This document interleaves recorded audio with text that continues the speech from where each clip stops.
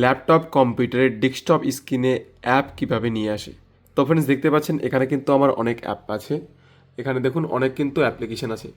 তো এই অ্যাপ্লিকেশনগুলোকে কিভাবে এই ল্যাপটপ কম্পিউটারের এই যে ডেস্কটপ স্ক্রিন, এটা যে স্ক্রিনটা দেখতে পাচ্ছেন, এটা কিন্তু ল্যাপটপ আর কম্পিউটার ওপেন করার পরেই এটা কিন্তু মেইন স্ক্রিন, সবার প্রথম স্ক্রিন। তো এটাকে ডেস্কটপ স্ক্রিন বলা হয়, ডেস্কটপ মেইন স্ক্রিন।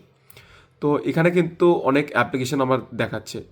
তো আপনারাও হয়তো কোনো অ্যাপ্লিকেশন ইনস্টল করেছেন, কিন্তু সেই অ্যাপ্লিকেশনটিকে এখানে দেখাচ্ছে না।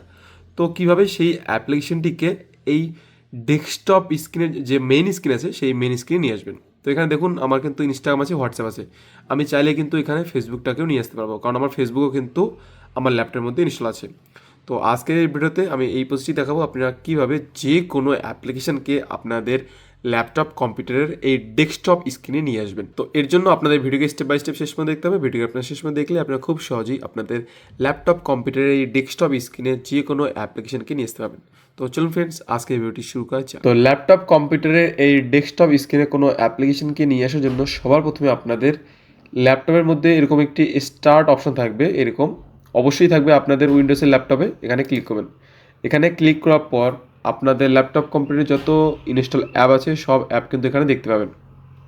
যেই অ্যাপটিকে আনতে চান উপরে কিন্তু আপনারা সার্চ করতে পারেন, সার্চ করলে কিন্তু সেই অ্যাপটি অবশ্যই চলে আসবে।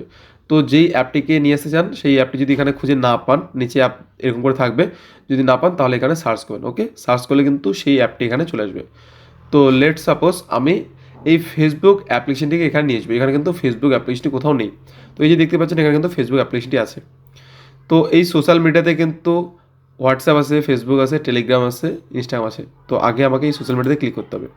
ক্লিক করার পর সোশ্যাল মিডিয়াতে যেই সব অ্যাপ্লিকেশন আছে সেই অ্যাপ্লিকেশনকে এখানে দেখাবে। ওকে, এরপর যেই অ্যাপ্লিকেশনটিকে আপনারা এই ডেস্কটপ স্ক্রিনে নিয়ে আসতে চান, এর জন্য আপনাদের সেই অ্যাপ্লিকেশনের উপর লেফট ক্লিক করতে হবে। লেফট ক্লিক জাস্ট করবেন না, ওটাকে প্রেস করে রাখতে হবে। লেফট ক্লিক করবেন, সেটাকে প্রেস করে ড্র্যাগ করে এখানে নিয়ে এসে ছেড়ে দিতে হবে। এরকম করে প্রেস করে হোল্ড করে এরকম করে ড্র্যাগ করে এইখানে বাইরে নিয়ে এসে ছেড়ে দিতে হবে।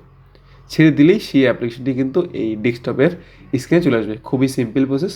তো এইভাবে আপনারা যত অ্যাপ্লিকেশনই এই ডেস্কটপ স্ক্রিনে নিয়ে আসতে চান আপনারা নিয়ে আসতে পারবেন।